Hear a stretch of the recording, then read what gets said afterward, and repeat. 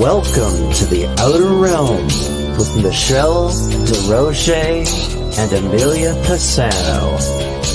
Airing live on the United Public Radio Network, 105.3 FM in New Orleans.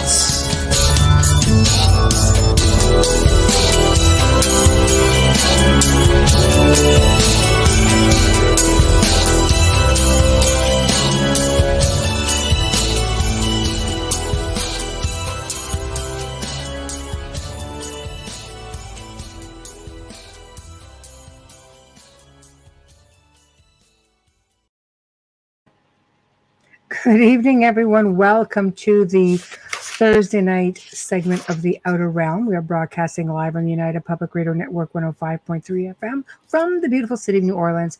We are fully sponsored by the amazing people over at Folgers Coffee who have been on our journey literally from day one. We love you. We appreciate you. Thank you, Folgers. Our next sponsor is Dr. Snick, the sonic surgeon, a.k.a. Justin Snicker. He is responsible for the intro and the outro. It is his music you're hearing. It is his voice you're hearing.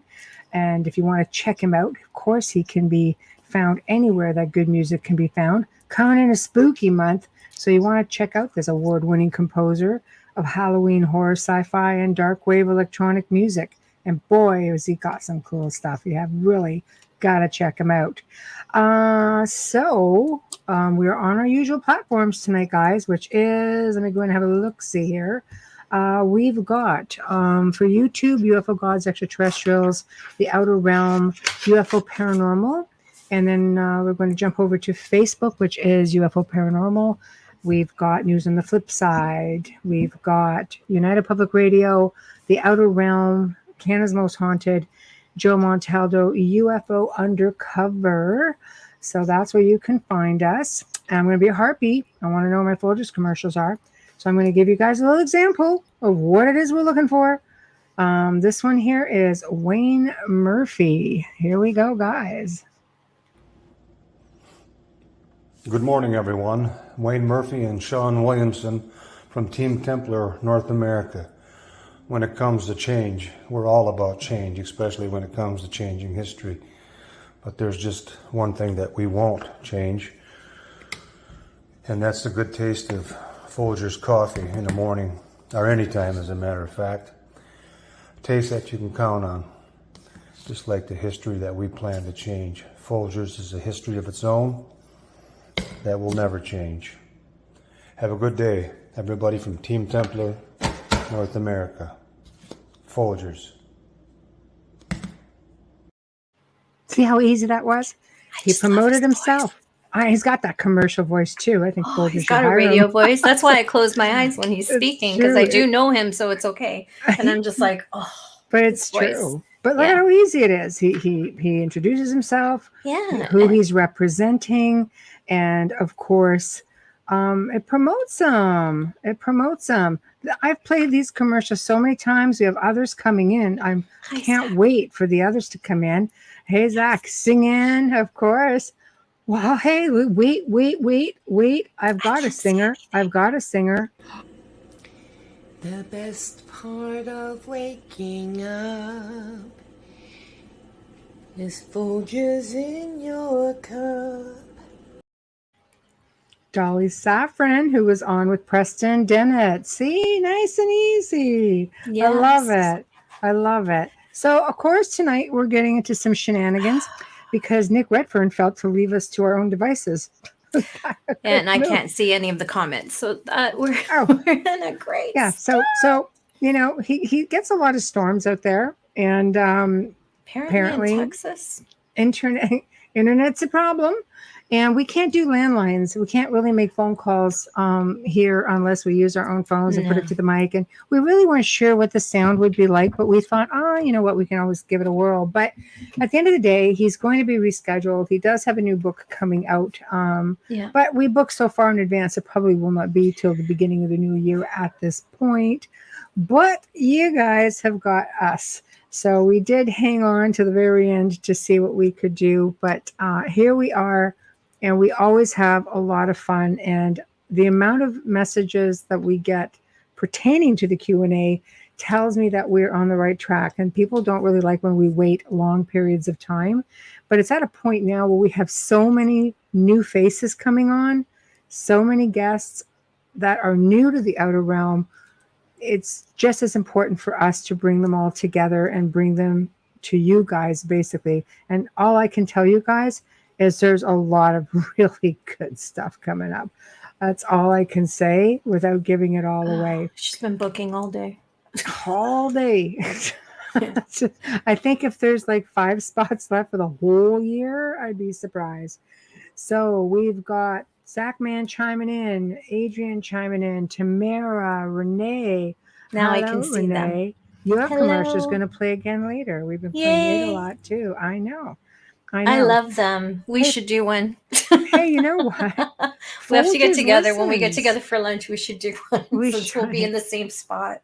Folgers actually listens, and they're Yes, they do. really smitten with the fact that people are taking the time, because see, we kind of have to do it, but in the same respect, we love Folgers, and we can't mention them enough. I mean, we're Folgers, but they love it when our guests and our listeners get into it. Like when we did the episode with Carl and Hamilton, holy God, we were always like, okay, Folgers time. Everybody's got their cups up. And Yeah, that was nice. right? This has been an ongoing thing for quite some time. And at this point, they're really digging it. So come on, send this stuff in. Seriously. For real. Yeah, Right there. really. Oh, for real. There Maybe I'll sing the next one. we go. There Yeah. you go.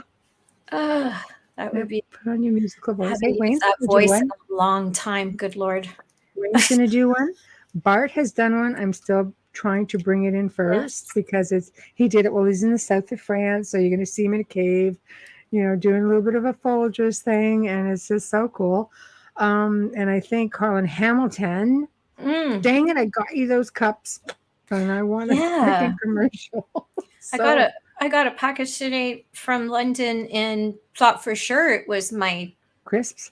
Yeah, but it was my your hat? shoes. But or my hat. Any of the above, none such.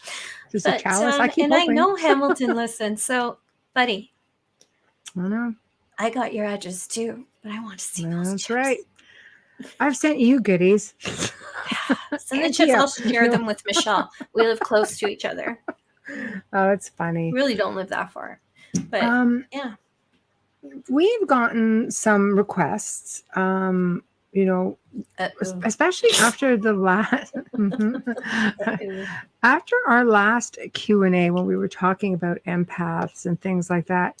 I had someone message me who was she really loved that whole part of the show. She goes, I listened, I love the whole show, but you left me with a lot of questions after that. And a lot of times we actually had Dr. Rita Louise on the show, I think last year, talking about empaths and narcissists, how to exist with them. Yes. Can you exist with them? So we thought we would start there, and then we're going to slowly move on to other things that we've had as requests as well. So let's start off with that. Can you live as an empath? Can you live with a narcissist?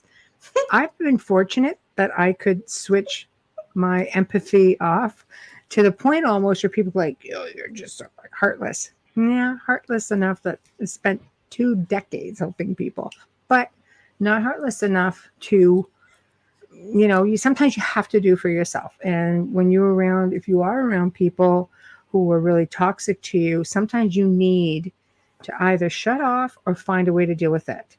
So Amelia, I always say she's like one of the best people to sit and listen to when it comes to being an empath, because it's true, because you don't shut off. You can't shut off. You're switched on all the freaking time. I wish I could.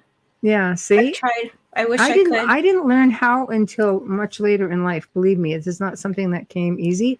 It was just when I realized that, wait, you can control this, along with other abilities and stuff. I just started doing it and practicing it. For those who ask me, how do you shut your abilities off?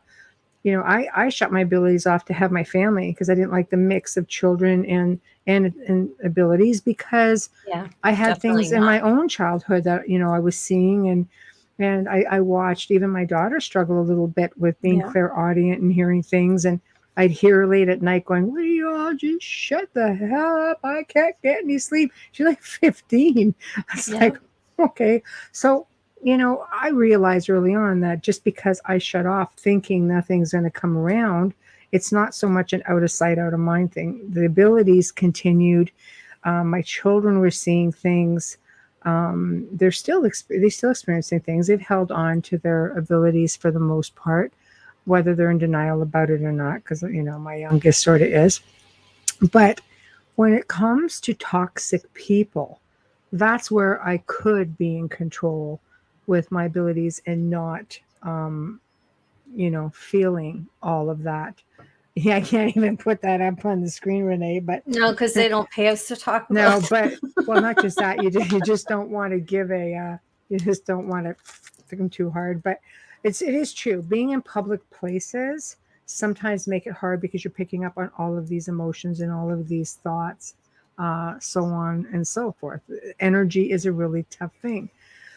So before we get to your comment, Tamara, Amelia, why don't you take it? Like, what is Oh, your thought on being empathic and narcissist, toxic people, things like that? Like, how's the best way to handle it? How do you oh, recognize that there's a problem?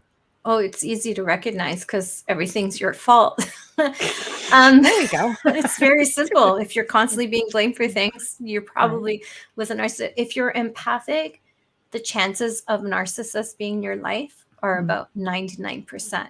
Okay. Why is Empaths, do you think? they're magnets because we're saviors, we're healers, we're knights on white horses. That's what we are. We come in, we swoop, and we Right. want to heal and make everybody feel better and take that pain. And then we take it and we take it and we take it from everywhere to the Mm-hmm. point where we're completely broken.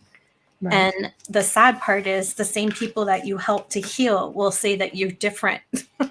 Right. Anyways, Right. anyways, not yeah, empaths are just natural born healers, Mm-hmm. and that there's a reason why they can feel the pain so that they can help that person. They can feel what it is and know where to start and how to proceed with the conversation, how to be a little bit more, even though I know I'm not known for being gentle when it comes to pain, I am. And Michelle's laughing because it's true. I am one hell of a bulldog. And I think it's because the other part of me has to be so gentle. That I was going to say, do you think maybe it's just that armor that you put up to basically protect yourself?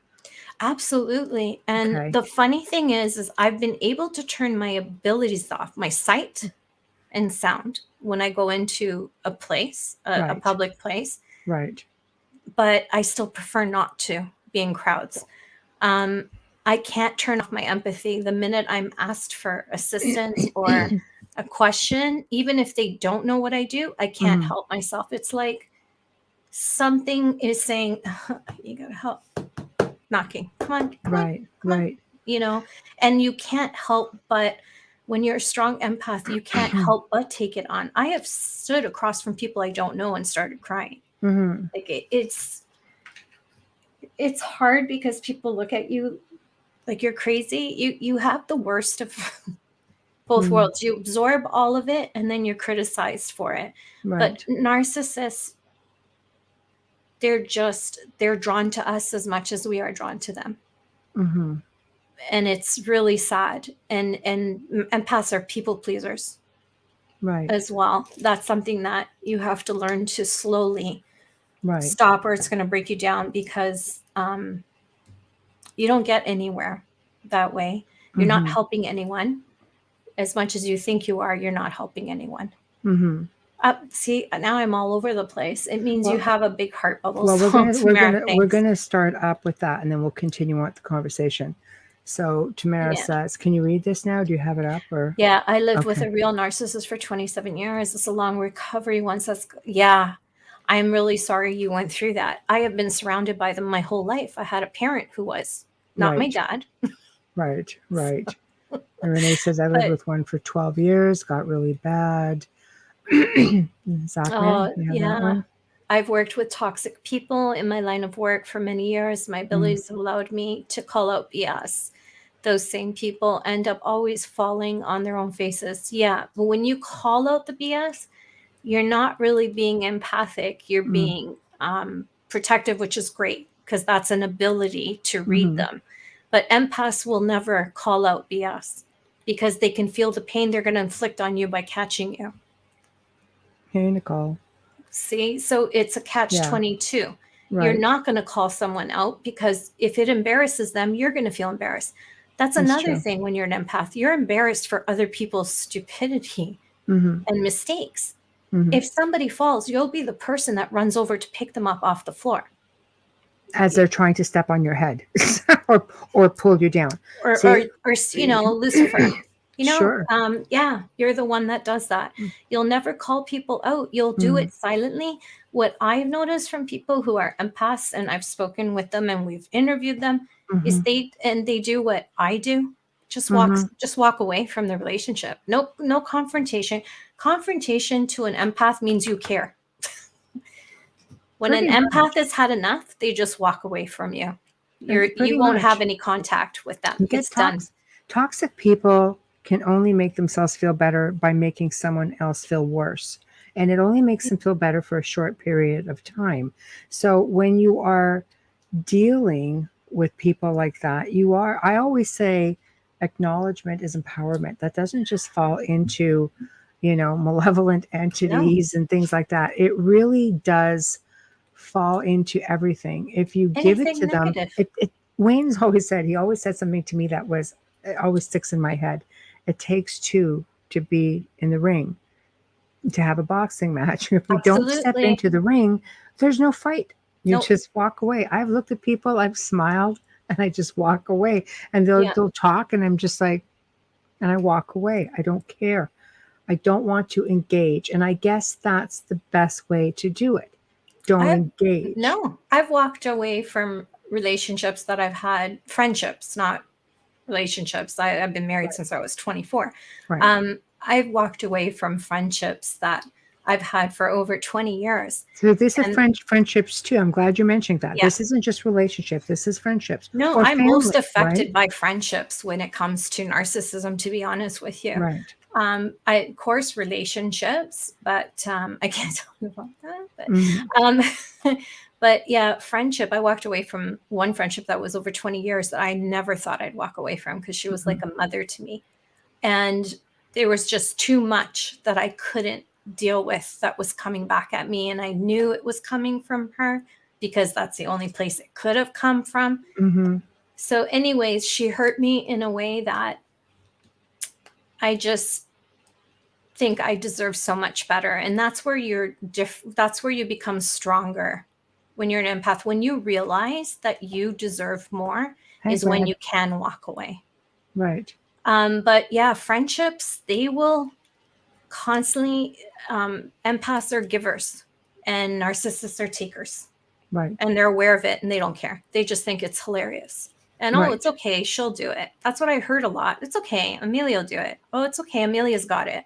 Oh, it's okay, Amelia's going in. It's like, have you ever felt bad for being reliable? Because I have. I felt completely, Virtual hug. yeah, you know what I mean? Like, From Nicole. Virtual hug from Nicole. oh, thank you, Nicole. I gave you one back. But like, have you Right. ever felt stupid for being reliable? Supposed to be a very good trait. Well, it sucks if you're an empath Mm-hmm. because you'll be constantly used. And as long as you're giving, they'll keep Used and taking. That's what abused, narcissists apparently. do. Yeah. Abused narcissists have a very easy go with empaths when it comes Right. to destroying them Right. verbally. Yes. It's very easy for them because as much, I can be confrontational, but I'm the person that has to be backed into a damn corner Right. before I do that. And when I come out, there's no turning back. I'm done. Mhm. I don't know how other empaths feel. I only know the ones that I do know, and they're the same way as I am. See, I think animals, I wish we all can sense like animals, but animals really pick up on traits. You just see animals just go near somebody, and Yeah. they just avoid them. They don't like them. They Yeah. follow your Especially pet's lead. cats. I Cats are always big say sensitives. follow your pet's lead, Yeah. because they know if you've got toxic people around. They don't want to be around them either, for No. that matter. And narcissists are really great at deflecting. We talked about that today. Not They're really good deflecting, at yeah. changing the subject and making it about you. It's Right. constant. You have to be really quick. And I'm still learning that because it's very painful, because empaths will take on that hate and say, oh my God, what did I do? Did I do that? And you're there in that while they're spewing. Now imagine all these negative words like black smoke. All of a sudden, the conversation where you tried to have with the narcissist to try and fix things or try and work something out try and communicate with them, all of a sudden became about you being this horrible person, and you walk away in a cloud of black smoke. So we can't hear you. No, There you are. sorry. I was just told that. Is anybody having a hard time hearing us anywhere? I don't know how. Wayne says he They're can't all hear. talking on Yeah, Wayne Facebook. says he can't hear us at all. On YouTube? Well, we've got people from YouTube on, so Yeah, I maybe don't he know. needs to hit his volume or restart. Yeah, Maybe he didn't hit the restart. little what's it called, the speaker at the bottom. Sometimes I forget to turn the mute off. Yeah, I don't know. I'll have to say Hi, that. Sherry Hey, Berry. Sherry. Hello. Yeah, Hello, beautiful. I completely loud and clear. Loud and Yeah, clear, see, yeah. there we go. So we know there's. Well, I mean, the chat room's lighting up. So Yeah, maybe Wayne just try the mute, the speaker. Yeah. Okay. Yeah. Let's just try that. Okay. Oh, Chris says narcissistic people tell you all the time you're overacting. You know what? They do, but a lot of people tell empaths that they're overacting. They're not necessarily narcissistic. Empaths get that a lot because they're super sensitive. So they will often be told, you're too sensitive. You're taking that personally. I think you should look at it this way. Never tell someone how they should feel. Ask them, what makes you feel that way?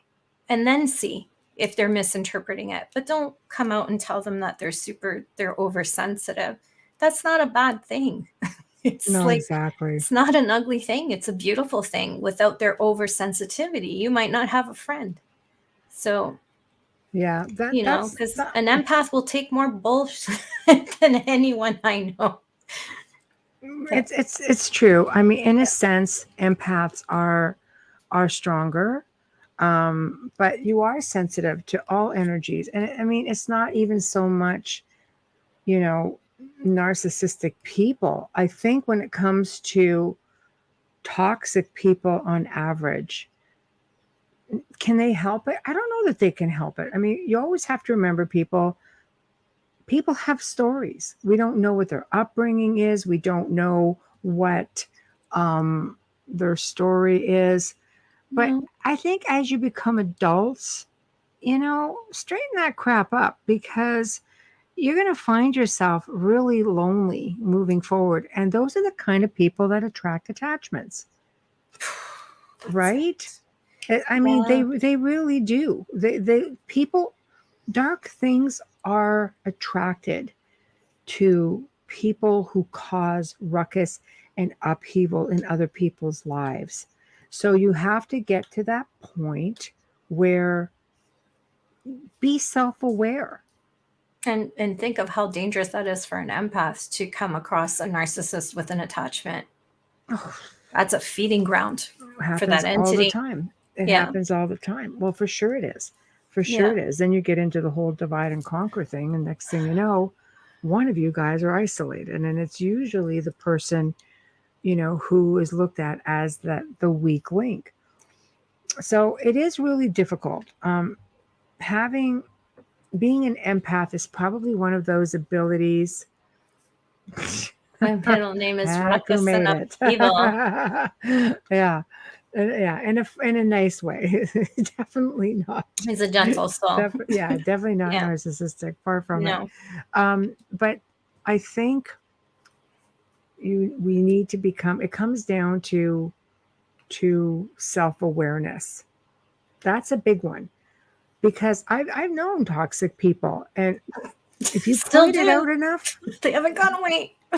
I know. Some of But them are blood related, so we're kind of stuck. it makes it really hard. Yeah, people with abilities can attract attachments for sure, Absolutely. because you're the one that's aware. And you know how Or many times clearing it. you have people, yeah, you have people with abilities who maybe don't know how to use them properly, maybe aren't aware Yeah, that they have them. There's absolutely. that falls under a whole other thing, Um, we, Yeah, I think that empaths really get a hard mm, they have a they're hard go of it. they have a hard go of it, but people are really nasty when they don't understand it. They just think that there's something mentally wrong. You're just weak. Toughen up. Well, I And think why it's do you care about that person? Well, if I it's the knew, I'd be world able to that you turn it live off. in. Yeah, Yeah. it's the world that you live in, Yeah. attracted to our light. Yes, I Yeah. absolutely believe it's like all dark things. And I don't want to say that all narcissists are dark. I mean, it's not that they are. Some No. people can't help it. Some people are products of their upbringing, their environment. But somewhere along the Rarely they're line, you aware have of to it. have accountability. Yeah, Counseling rarely. is a good one. Narcissists are rarely accountable. And there's different types of narcissism. There's not Right. just this one bubble. You have the covert, like Nicole Antoinette was talking about with her Right. ex. You have different ones. You have ones that have tendencies, but it's like empath. It's the same thing. You can have empathic traits and not necessarily be a Mhm. strong empath. Sherry, when I put the last pedophile in jail, all the family threatened my life. It can get serious, but empaths are incredibly passionate people with an overwhelming need to Agreed. help. And it's probably what's going to be the end of us. But Absolutely. I'd rather go out doing good than harm. Exactly. And this is something I agree and I don't agree, Chris. We have the knowledge to get attachments gone. You would be surprised how many people do not. I've been working with people for 20 years, roughly, doing this sort of thing. And I can tell you, like Amelia and I started working together 4 years ago. And it started out where we were probably doing between, this is going to sound really wrong, we were working with between 60 to 80 people per week Oh, it was worldwide. Now we're insane. down We to maybe worked every half of single that. day, though. Yeah. But, so, I mean, the fact that we're down about half of that a week to me is really good. But there's so many people, you would think they would know how, but just because you have the gifts doesn't mean you know how to use them. And it doesn't mean you have a confidence to do what it takes to put yourself out of, get yourself out of a bad situation. So, Nicole, you're sweetie. True Wayne. empath, Nicole. Exactly. Wayne, you want to get People that? didn't like me throughout my entire life. I don't understand it, man. I fell in love with It's you the his first time light. I saw you. You just have dark beings don't like light people. I was shunned and picked on all the time, and I could never figure out what it was that brought this on myself. I'm so sorry. Apparently, they didn't like my light. That's exactly I think so what I because said. People you are the repelled warmest by person. Yeah. that. Toxic Even children. people. Exactly. Well, it's There are true. narcissistic children. People No lies. who are toxic are repelled Yeah. by someone who has a lot of light, someone who's empathic, someone who's kind. They don't like that. Oh. They're taught from pretty early on. Yeah. And So it's sad. Sorry, just off the cuff. You could be raising one right now. So be careful. Yeah. We're in recognize the signs. We're if in you're a a child. generation where we're telling our kids they're amazing when they're not, because we don't want to hurt their feelings, and they're winning awards when they really shouldn't be. And these are, honestly, you're creating a narcissistic tendency to begin at a very young age, and then it grows and it escalates. Mm-hmm. Not everybody's born with it. Some people are raised Right. to be it. That's also, you have to understand the differences of But narcissism. Can we really say that people are born narcissists? I think it's a product of your environment, your upbringing. I think everybody, here's a good question for everybody. Psychopathic narcissists are born narcissists, though. That's what I mean by different types, because they're criminals. Right. Yeah. Okay. So that's what I want to know. Like, do we all start off as babies on an even keel? or is there something that's wired wrong to start with? Because if that's the case, that's something else that we've got to bear in mind. Like maybe these people can't help it. Can these people be, and I don't mean to say these people like you all have the plague or something, but No. can they go to counseling, and can they get assistance? Would it even help? No. Okay. When you're talking about a I'm playing psychopathic, devil's advocate. I dare any Yeah. doctor to come forward, because I worked in crime for so long, and I can tell you psychopaths that kill don't even realize that they're doing anything wrong. In their mind, it's always right. They It's were born that natural. way. Sometimes it's genetic, sometimes it's drugs and alcohol as a fetus. Mhm. Something's not completely matured in the growth of the brain, and they're missing their frontal lobe, which gives them empathy, which gives them right and wrong, That's and exactly what love and Nicole's saying hate. right now too. Yeah, absolutely. Yeah, the Yeah. amygdala The isn't wired amygdala is, yeah, correctly, which prevents them from being able to feel emotions other than those. Yeah, and it comes survival. all from here. Yeah. So serial killers, it becomes, for a lot of them, it becomes, and I don't want to make this a crime show, but for a lot of them, it becomes fame, notoriety, Right. history. I'm a genius. They're It's an attention conquering something, thing. egotistical. Yes. Right. And Right. it But it's a look at becomes, me thing. Right. absolutely. And it Right. becomes, and they're also OCD and Mhm. ADD. So they'll have a certain way, and that's why they're often caught, and there's a signature. Mhm. Some take trophies, whether it's a piece of the victim or it's a piece of jewelry. They take trophies and they don't get rid of it. It's about power. Sometimes, Yeah. It's a sometimes it game. is.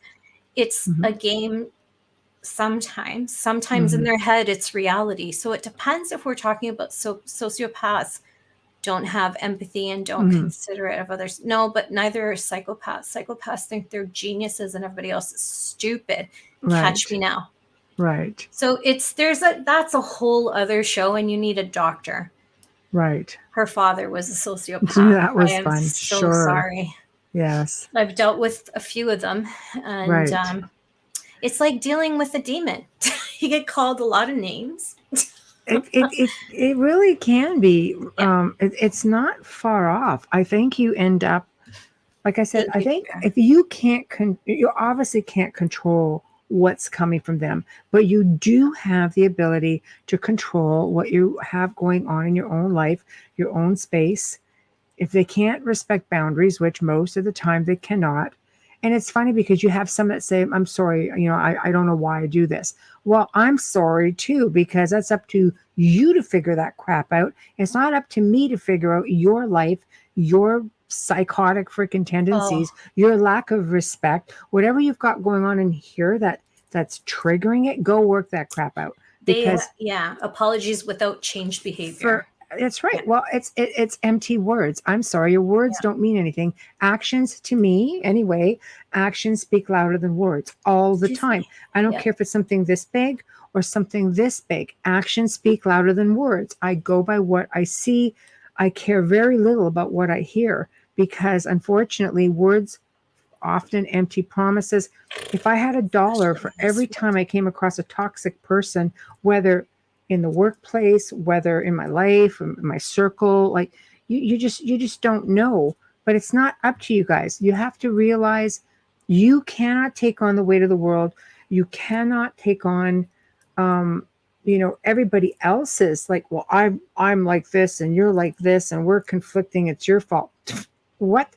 Do not ever take that responsibility onto your own shoulders. It is not you, it is them. And like I said, it was not until later years in my life where I could turn off a lot of stuff. And I'm so grateful that I can.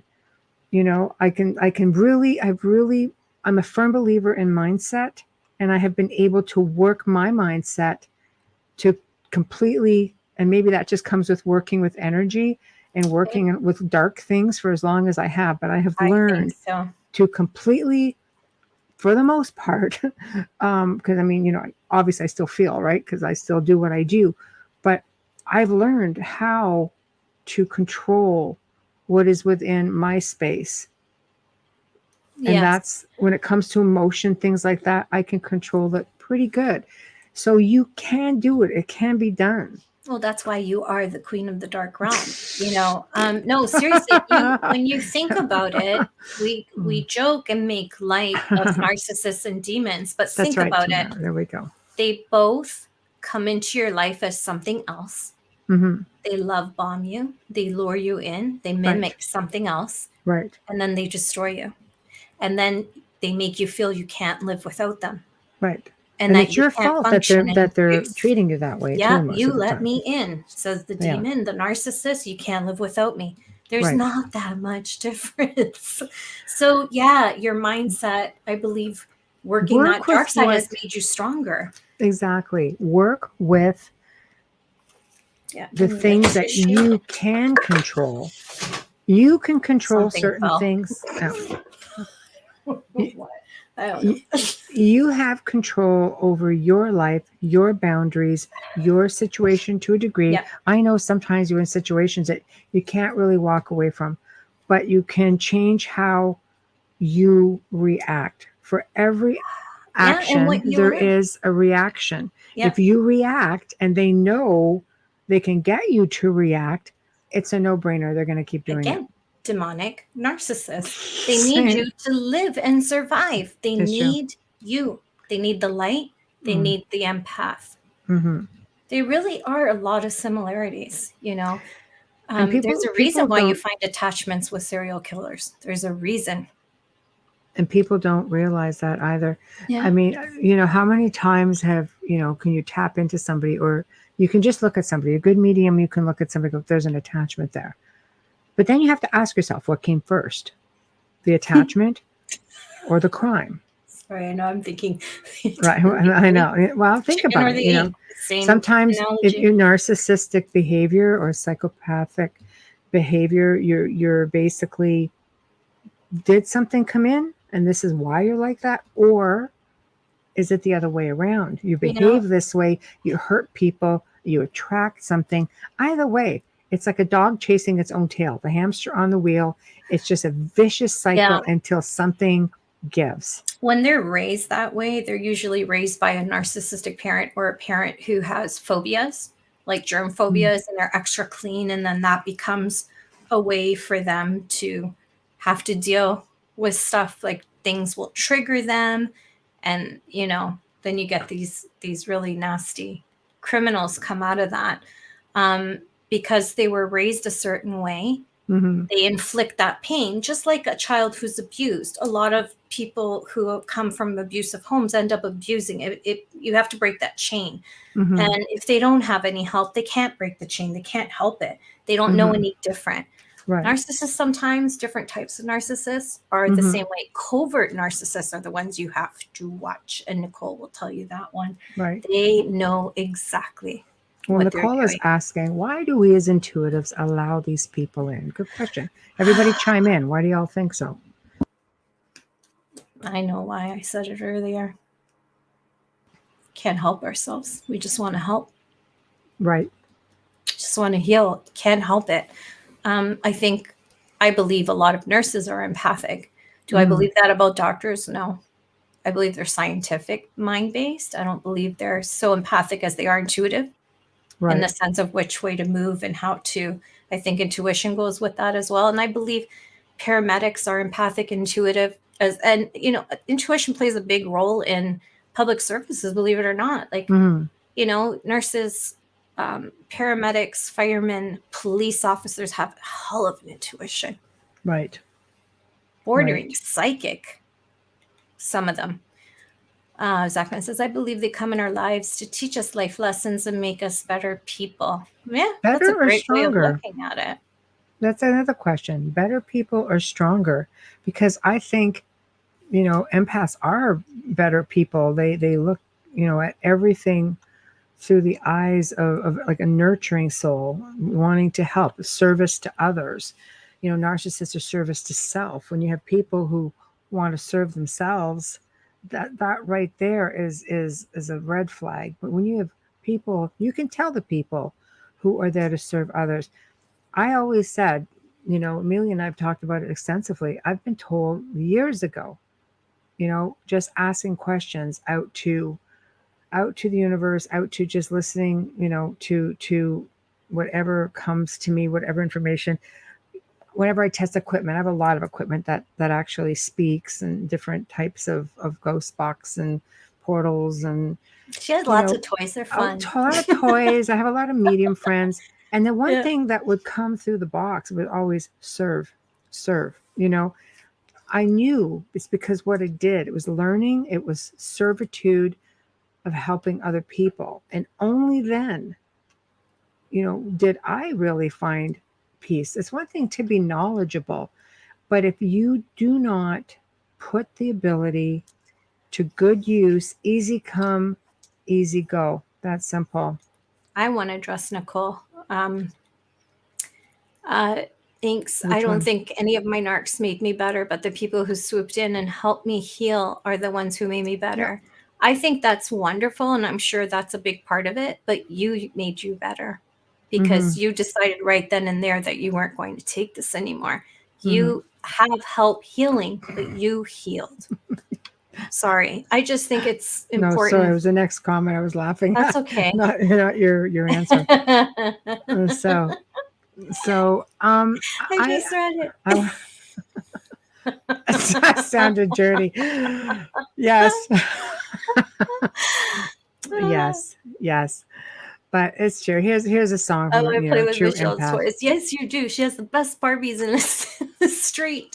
I do have some interesting pieces that I've had built, and they've really proven themselves to be phenomenal, to say the least. But you know what? At the end of it all, when you have beings from the other side coming through Yes. and telling you about servitude, or saying to you, this, stop asking, doing what it is you need to do, that comes from the standpoint of service to others. And those are the people that I like to have in my circle, are people who want to help others. Because if you have an ability, it means diddly squat if you can at least help people with it. However that may be, use it. Even if it's just an understanding, even if it's just educating somebody, do it. Seriously. Yeah. Yes. Nicole, I caught that. I just didn't read it. I know. Yeah. I know. And here's a big one too that Nicole says, and I think this is where people who are strong empaths struggle too. She goes, I always feel like something is off with them, but I still want to give them a chance. That seems to be the big one. Not knowing maybe when you should walk away. Sometimes I agree with you. Sometimes it's that, and sometimes we hold ourselves back because we know they can't move forward without us, and we feel guilty for walking away for ourselves. It becomes, you never want to be selfish. Right. It's wow. Right. I know exactly what you're saying, and I think a lot of people don't realize that off feeling that they're empathic. So I'm glad that you put it up there, because there's a lot of people listening that probably didn't even know that is one of the signs that you get in the feelings. Butterflies, everybody thinks, oh, I got butterflies in my stomach, I'm so in love with them. Butterflies are not always good, honey. Butterflies sometimes need to be trampled on and tossed out the door. That's true. Yeah, sometimes That's butterflies, true. you have to know your body, and you have to understand and really look at something, especially someone who's coming into your life. And I don't care if you're blood related or friends for 50 years. I don't care. People change. If they're toxic, they're toxic. People change. Yeah. The person that may have been in your life in the past, we evolve. Yeah, and we change. Life changes you. Yeah. Hardship changes you. Stress changes you. People change you. So who you accepted as a perfect person to be in your life, whether it could be your best friend, everything calm, we finish each other's thought. I mean, Amelia and I do it, but we've only met later in life. How many friends have we been through to this point? Thank you, Adrienne. As people change, you have to realize you can't always change with them, and you either accept them for that, or you allow, if they become abusive, narcissistic, whatever it is that caused them to be that way, if they weren't before, you either accept it, set boundaries, and if they can't stay within those boundaries, then you need to make the hard choice of walking away. Close the Yeah. door. I'm sorry. We've had this conversation.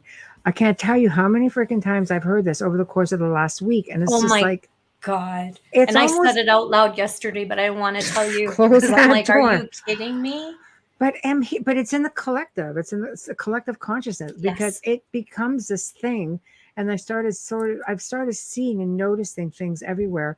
And it's also part of the reason that led to, after I got the message, from that listener, I'm like, you know what? Let's just talk about this and get deeper into it, because sometimes you need to close that door and you can't look back. When you're walking away from something, there's no place for you back there anymore. All you can do is simply move forward. Yeah. People come and go into your life, and that's the way it is. They're there either to help you achieve a certain level of consciousness, or they're there to help you experience something. Maybe you're there doing it for them. It's not always necessarily about us. Sometimes it's about the other people. Yeah. And you end up being Sometimes you're the one. collateral damage. There Sometimes we go. Tamara said it right sometimes there. the lesson is for both. Yes. Tamara says, people come and leave our life. You need to let them leave or move them on.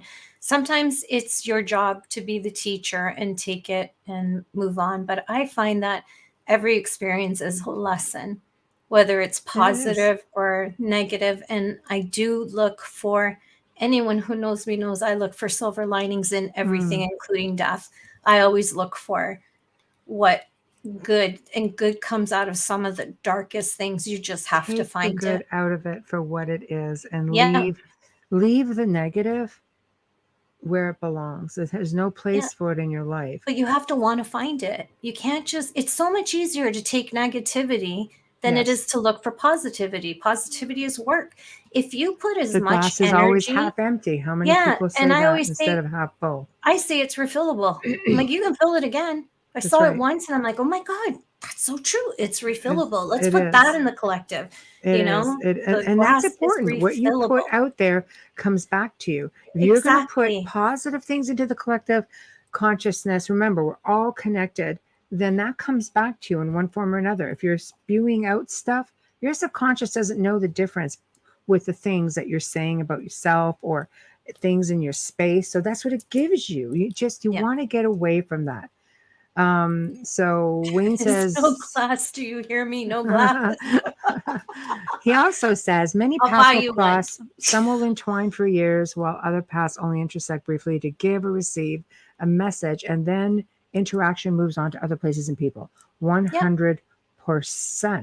That's right. Jessica's a strong empath. So yeah. There you go. I'm glad that you My caught niece. the show also. Yes. I know. Q&As is so My much baby. fun. It's not even a Q&A. It's just like a jam session, which is Well, I just like messaged really our awesome. group chat. We're doing Q&A tonight. So my nieces will be here. Yeah. I know. But You know. well, they're all empathic. So it's really interesting that we're doing this because they are all empathic. More and I people didn't know are that when I empathic than told them. they realize, you know. But I had no idea you were going to do the empath thing when I know, but I them. got the message, and with all the There's a freaking close reason the door comments I've been hearing about, for I'm just like, everything. Close the door. close the door and move Close the on. door. Only then It's can you open right. another door to something new. I think new journeys and new adventures are exciting, but so many people fear it. They don't know what to expect. Therefore, You know they what fear else and they people hang fear? on to the same old stuff that's Growth. toxic and hurting them. They feel growth. They fear growth It's because they true. fear failure, not because they feel growth. Because everybody wants to grow, everybody Right. wants to do better, you know. And I always say, like, if you there's this. I came across this psychiatrist article on, and believe it or not, Huffington Post Canada a long time ago. It's been, oh my God, at least 6 or 7 years. So, anyways, I came across this article. This was when my daughter was a contributor, and he said to change, people believe that if they're this way, they can't change to that way, meaning negative to positive, which is bull. If you start with one small thing every day, Right. You know, it's like a diet. If you remove one thing that you're Mhm. eating that you know you're not supposed to be eating every day, eventually over time, Right. you know, you lose the weight, whatever. If you change a negative in your head to a positive coming out of your mouth at least once a day, you will find yourself doing it more and more and more. It's true. I You caught myself, are, yeah, you attract what you put out there. exactly. I caught Right. myself being negative because I was watching so much news at the time. So I Mhm. caught myself being really negative, and I'm like, wow, this is really killing me. So I applied his theory. I watched things Mm. and looked at things and people. I'm a people watcher when I'm having a coffee. So if you see me and I see you, it doesn't mean I know you or recognize you. I just watch people when I'm having coffee. I love it.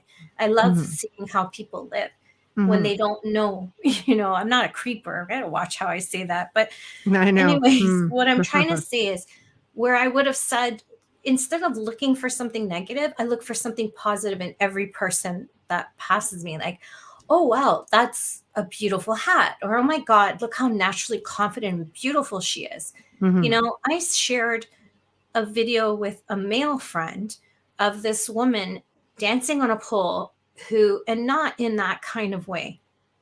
She was Mhm. a heavy set woman. And you know what I found about her? Her sex appeal was her confidence. Her confidence is something that I know I can't It do, can be contagious if you right? allow And yourself I'm like, to fall look at into it. her. She Yeah. is fabulous.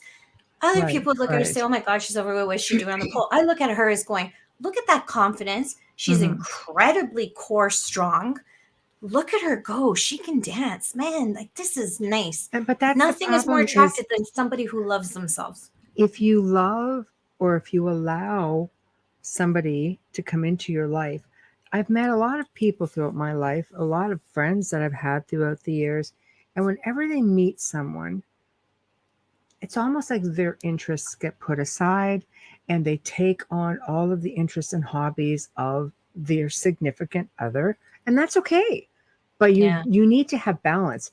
I think that's a start. You're shelving yourself and your interests, and you are pretty much molding yourself in a way. And if Yeah. that's what Or being happens, submissive. but if that's what happens Yeah. as the years go by, if this is the message that you're giving, then that's going to stick. It's like, well, what do you mean you don't want to do this? You've wanted to do it before. Again, people change, right? Don't fear change. Embrace change, look at it as a new journey, and really set boundaries. Whether you're dealing with toxic people or not, this is your space. People can be very draining, not because they're narcissistic, not because they're intentionally doing it. Life gives you a lot of baggage, and it's hard. Some people have difficulty juggling it all. No matter how much money you have, what position you have in life, there's always something that is going to give you a hurdle. So I think what I've done for myself is I have set those boundaries, and we're going to slip over now. Zach, I know you have a question that's further back in the stream, and we will get to that too. Let's talk about boundaries a little bit. So Amelia and I were talking actually for a little while today, and we just got talking about people who are mediums or people. In my case, I've been pretty straightforward in my life about the fact, and any interview I have done, I don't do professional readings. If you happen to be with me and there's somebody that's got a message for you, I'll blap it off and that'll be the end of it. I leave it there. That has been my choice since I realized at a very young age, probably at about 18, when my very best friend at the time came up to me and asked me a question along the lines of, is my boyfriend cheating on me? Me, being her best friend, went, yeah. No etiquette, okay? But she almost took her life. You were And just a she, kid she too, tried though. to take her life. But yeah, but I Yeah. still realized at that point it was a big impact in my life. And I realized I do not ever want this responsibility again. So I'll use my abilities to work with people, locations, things like that. When I film, it's just like, okay, blah, blah, blah, blah, blah. But with myself, it's just because I've been in the public eye for the last 2 decades. And Amelia and I have 2 different scenarios here that we're going to share with you. And I try to be so gracious with my time because I love And and she appreciate. is. I've been with her. I do. I try. I appreciate everyone who has followed me over the years. I get a lot of messages and say, "Oh my God, I love to watch you on television. I love how you explain things. Thank you for what you do." I am so appreciative, and I appreciate everyone, and all the comments, whether they're good or bad. It's something. Thankfully, I don't get very many bad ones. But where it gets difficult for me is, you know, children are forever. Children will come to me and they'll want photographs, and it doesn't matter what I'm doing. I stop and yes, of course, and I'll talk to them.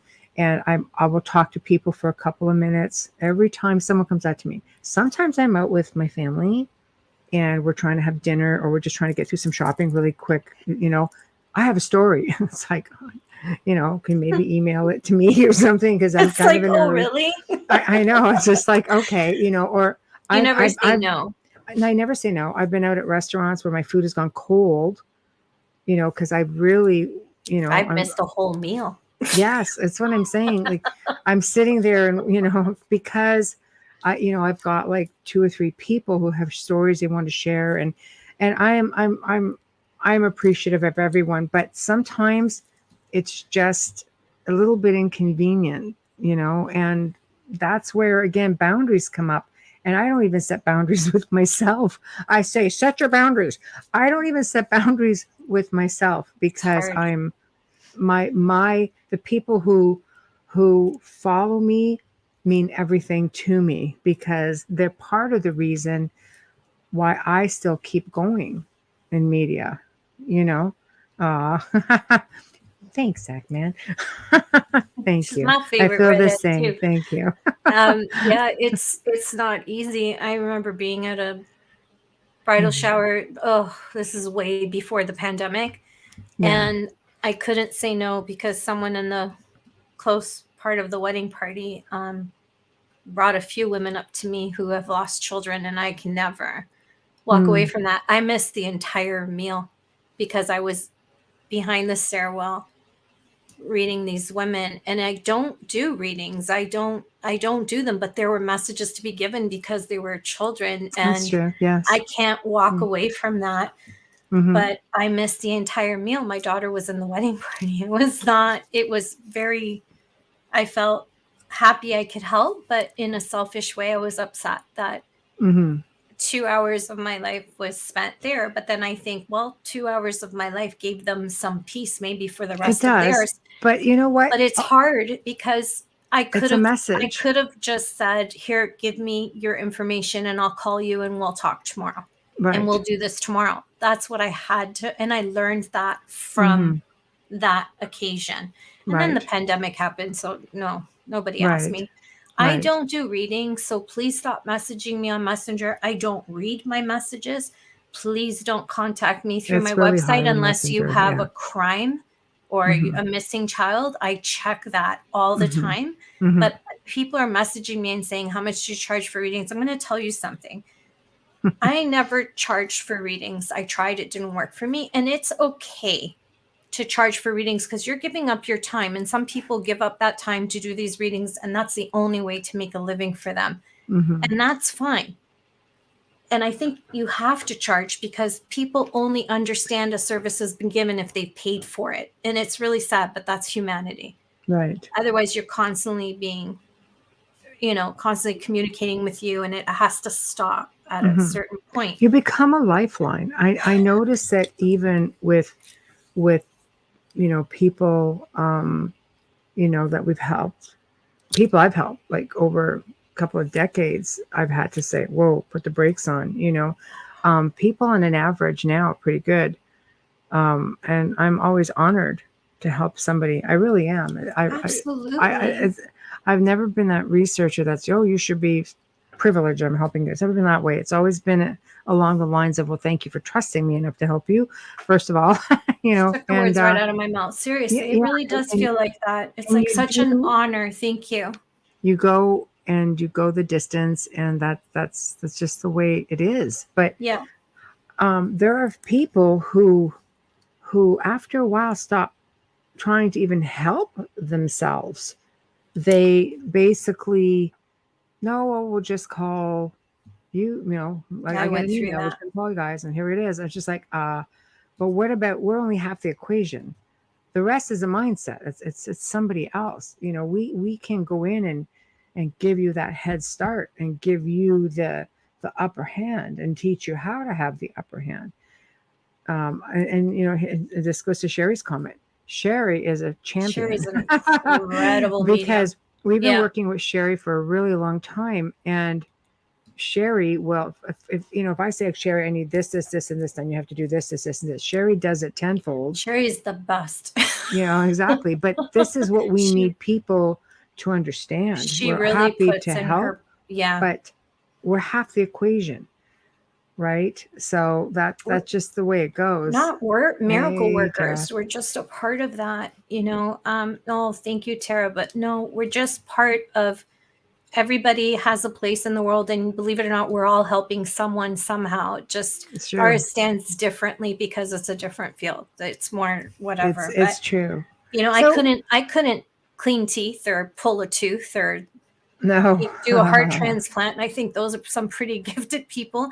I can't work on my feet as a cashier. And I think those women and men that, and non-binary, these people that work these positions, I think they should be treated a lot better than they are, because they work long hours on their feet and they have to deal with everybody's energy one after the other for hours at a time. That's true. Give them more credit. My gosh, That's give true. them a pat on the back. We all have our part to play. Absolutely. And yeah. That's going to bring us to Zach Mann's question. Ooh. I know. Demonic narcissist. Okay, that works. I just kind of blend it all in a little bit. Do you want to read it, or you want me to? Yeah, I go wasn't ahead. sure. No, okay. Yeah. Speaking of demonic narcissists, Zach, I'm curious as to what you ladies believe what demons are. Do you consider them fallen angels or spirits of Nephilim? I'll give that to Michelle. Well, I can definitely start with it.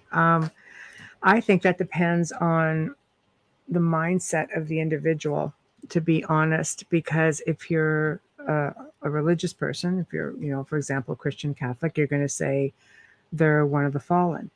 If you're a Gnostic, you're going to probably agree with the fact that they're archons, which, are these malevolent beings that sit from above and literally do everything to make our life a living hell, control it, feed off that energy. They're all connected in one form or another. I think if you are a ufologist, you might just say they're draconians, they're reptilians. Nephilim, again, that falls into, some people tell you back Anunnaki. So we're getting a little bit of ET in there. We're getting a little bit of children of fallen angels and human women. There's a lot of different ways you can look at it, but I think in the end, it really has more to do with your belief system. As to what I think they are, I think demons are different for everyone. But one thing that seems to be agreed upon is the fact that you have these dark entities, which could be dimensional, interdimensional. They can come through, again, portals. They can come through your mind. I mean, can you create something like that? You can project energy, create poltergeist activity. Some researchers will tell you everything is self-projected or poltergeist. There's really, nothing that's really super demonic.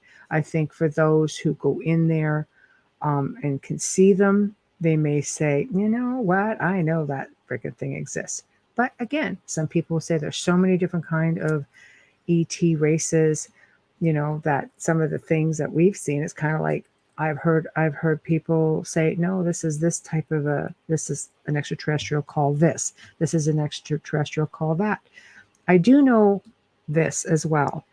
And you're going back to the Old Testament and things of that nature, and going back into old folklore. A lot of the pagan deities or deities from ancient cultures have pretty much been renamed in the Catholic faith or the Christian faith as demons. But when you really go in and delve and look for them, you will find that these were revered beings. But when the church came in and amalgamated some of these ancient cultures into Catholicism or Christianity, everything got amalgamated and things started changing and having different places. So again, that's my take. But one thing about these darker energies or certain entities, they are there to feed off of our energy. And that's a big archon thing, but our energy. So why do they keep war on this planet? Why do they create division? Why do they create, why do they, amp up these conditions that we have? Anxiety, depression, addictions, all of these things, anger, rage. Why can't they feed off positive energy? We're happy, we're putting out that energy, and it's just amazing stuff. No, it has to be dark energy. And one film I always laugh at, believe it or not, is Monsters Inc. Because I love Monsters Inc., you've got these two little monsters going out there, and just the fear would feed the energy. Watch the energy levels go up. And it took little Sully to go around and say, no, I'm a comedian. We're going to get even more energy by making kids laugh. It really is like that. But it is darkness. It's why you see so much of it in this world. And the only way that changes is if we have this, awakening, and we change our vibrations and our frequencies, and we make it so they can't feed from us anymore. That's my take. Bubbles? Oh, what she says. I'm with Michelle on that. I mean, we couldn't work together if we weren't like-minded, and everything I know because of her. So from my experience working with Michelle, when I thought it was something in particular, I've had doubts and seen something else. I agree that mindset is everything. I agree that whatever it is feeding off of us and playing with us. Mm-hmm. And the one thing I can say about my Catholic upbringing and how I see demons in that perspective, because I look at it as a medium, as a Catholic, as Buddhists don't even believe in them. Why don't they have any exorcisms? They don't even believe in them. That's true. Whole other show. They don't. And no, and they don't have any exorcisms or they don't have any possessions. They don't have any of that. No. So it begs to, you to ask that question, are they just vibrating on a higher frequency and that's why they're untouchable? Buddhism isn't a religion either. No, it's not. It's a lifestyle. That's right. Yeah. And, right. And Buddhism, believe it or not, is really big in Italy right now. A lot of the new generation are following this way. Because you can incorporate it into any religious belief system because it is a way of life. Yes. So that goes hand in hand, right? Yep. Yeah. And I just what I wanted to say with the Catholicism, when you look at it from a Christian point of view, not necessarily a Roman Catholic Church, but when you look at it at a Christian point of view, and then I've got another point to make on top of that,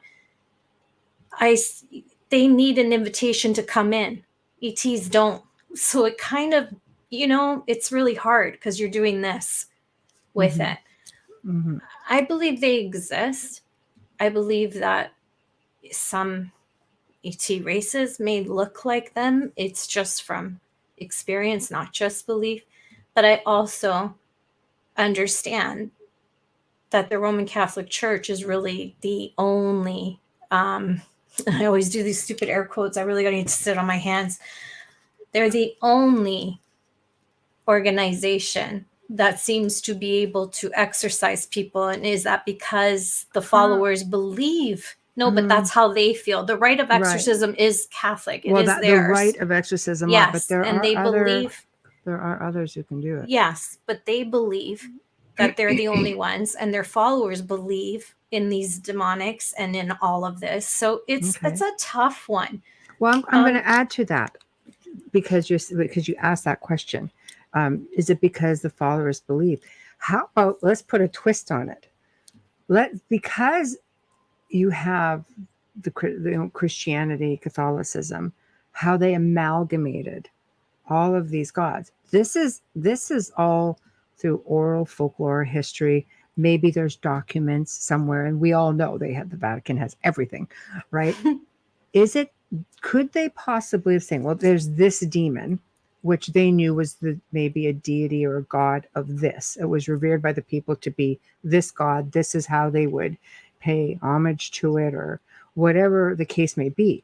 Mm-hmm. Is this why they can go in and say, well, we're just going to get rid of this by doing the rites of exorcism, because we don't know. We don't all speak Latin and Aramaic. We don't know what the hell they're really saying unless you speak it. I have a Latin dictionary. That's about it. But is it because maybe there's some insight there because they're trained there? Could it possibly be that they have maybe a little bit of insight that it's an advantage to maybe some of the other organized religions? Curiosity to me, you look at staunch Christians, like born again Christians, for example, because I know I worked with a team that came in to do their version of an exorcism, and there were 2 places that were infected, as I say.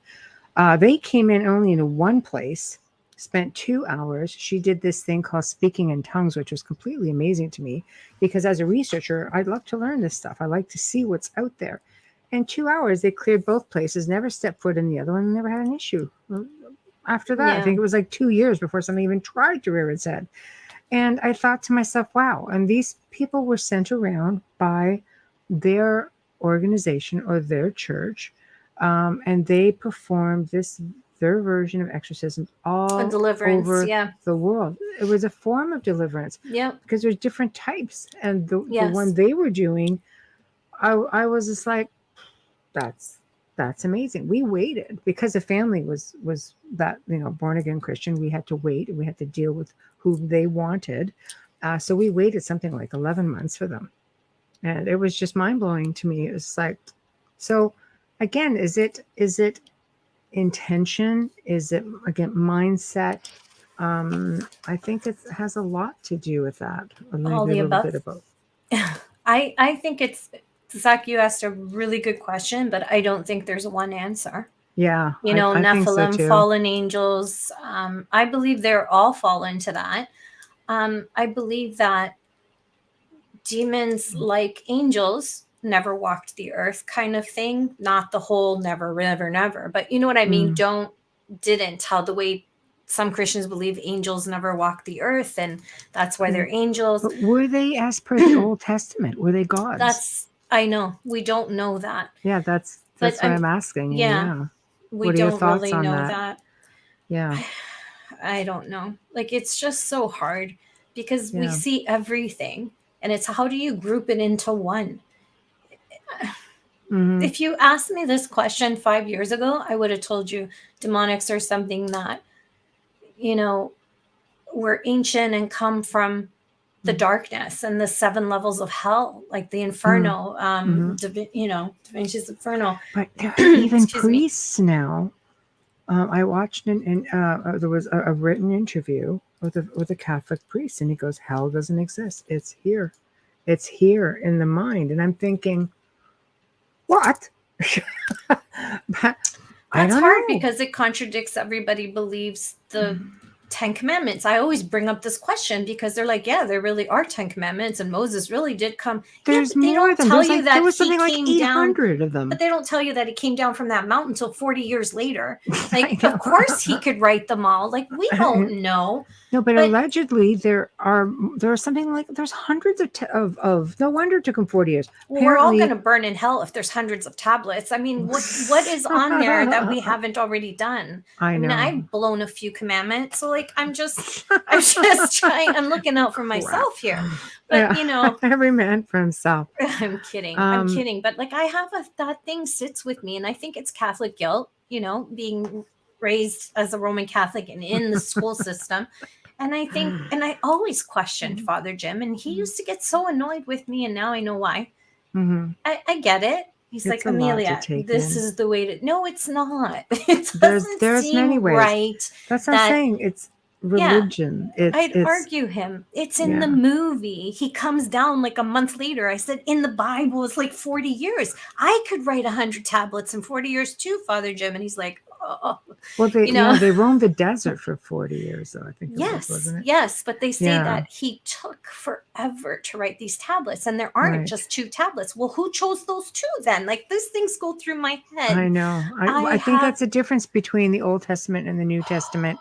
I think, you're dealing with different, the Old Testament spoke of gods, and, the New Testament speaks of God. You have different names, you have real names. Hell, the Old Testament, put your seatbelts on, people, will even tell you that God had a wife. Bam. There's so much information there that you just don't know. Sherry, Well, I got because kicked out of Sunday school too. Sorry. left out of the New Testament, so you don't know. I got kicked out of Sunday school, and then my mother sent me to Catholic school so I could get my communion, because I literally got kicked out for, well, it's a different reason. You got kicked out for saying Jesus had a brother. I don't know why they would do that, because That's ridiculous. it's Yeah. spoken of. Yes. So it just doesn't make any sense. You had a terrible Sunday school teacher. Yes. Clearly, when it wasn't versed. When you're in Sunday school, you're a teacher. What teacher throws you out for speaking? You're a child. No, you'd be Not surprised. when you're in Sunday school, you're a teacher. You're a child. Sorry. Okay. Before we get to this next question, we're going to do a station I have to and find my sponsor ID, and then we'll get on to Adrian's question. Why can't I get it? Bum, bum, bum. 1 second. I'm gonna have to do this by heart. You think I would know it by now? I'm going to just have to swing it because I can't find my bar, my tool. There we go. We'll let it go this time. Oh my God, I'm such an idiot. Seriously, kids, not enough coffee today. And if you're on my Facebook, I call everybody kids and bambini. That's out of love. You're listening to The Outer Realm with Michelle DeRoche and Amelia Pisano, coming to you live from the beautiful city of New Orleans on 105.3 FM. Tonight, we've got us in the house and you in the house with us, and we're doing a Q&A. It's always our favorite. We enjoy this, and it's so nice to have so many people interacting with us. If you're just tuning in, don't worry. It'll be on SoundCloud very soon. You can stream or listen to our archives on any platform. It doesn't have to be SoundCloud. Any platform that you use, just search United Public Radio, and you'll be able to find The Outer Realm right there. Shout out and thank you to the people at Folgers Coffee. You have no clue how much we love you. For fully sponsoring our show from day one. Thank you so very much. And to our good friend and amazing award-winning composer, Dr. Snick, the sonic surgeon, Justin Snicker, for our intro and outro. He's a composer and a musician. You can find his music on Amazon and Bandcamp, and find him on Facebook and Instagram. He's actually releasing a new album ready for Halloween. He posted that today. Mm-hmm. And before we start, Renee Dykes as promised. Hi, Renee Dykes here. I'm with Paranormal Adventure Events. Also, my team is Tennessee Night Stalker Paranormal Intrigue.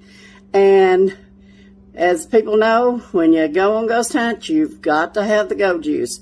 And what's scarier than the mug that I have right here is not having this right here. I even carry my own K-Cup coffee maker with me, a little mini, when I go on ghost hunts around other states. Yeah, that's how dedicated I am to Folgers. Thank you. Yay! See how Hi, easy Chris. it is, people? My nephew's here. Easy. Hello, Chris. Woohoo.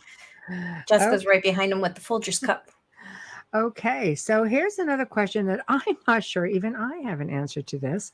Are either of you aware of modern day woman giving birth to a demon? No. Well, Really?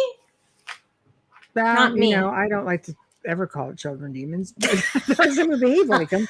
I and don't we've know. got Is one this next door who screams all day long. is this a new age omen? I don't know.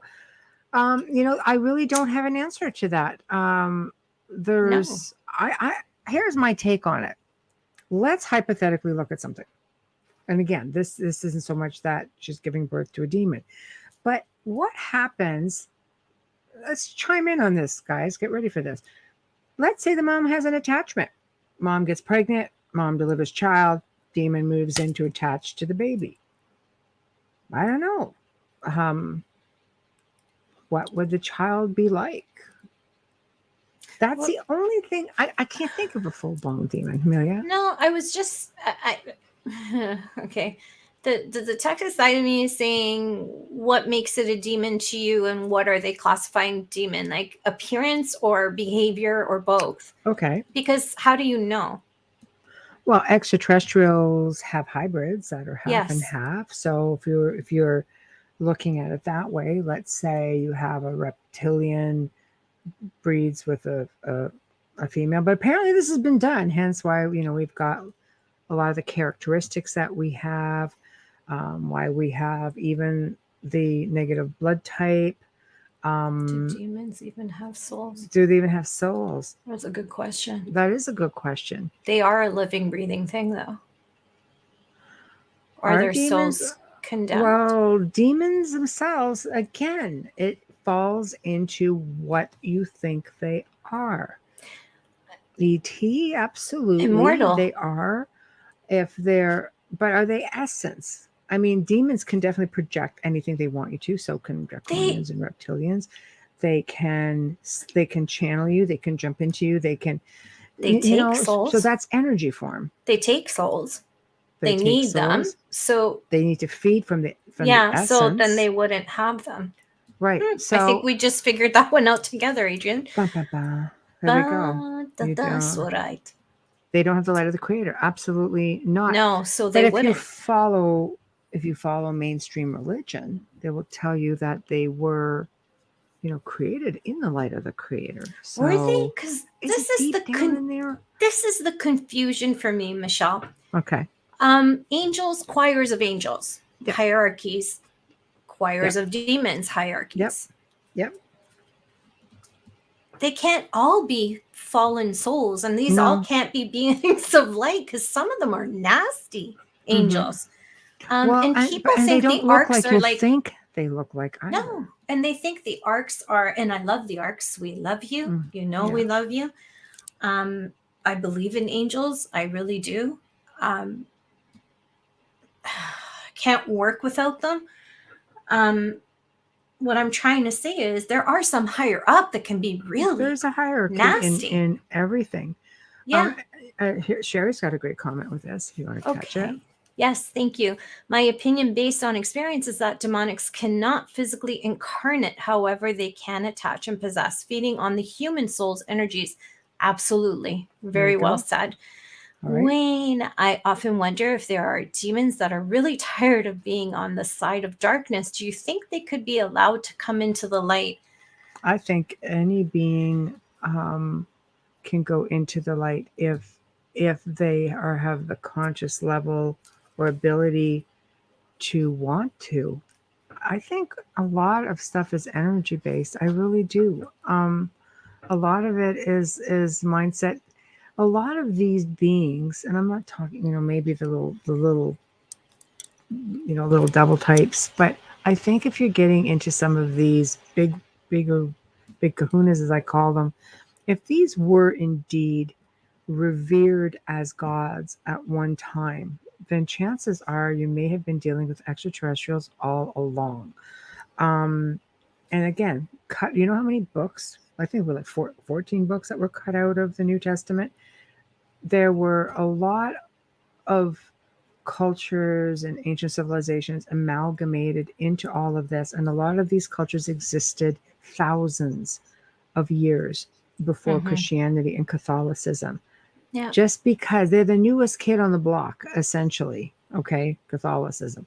So when you look at that and they're taking from everything, maybe it's a matter of looking back to what these beings really were, because you'd be surprised they are not all what you've been told.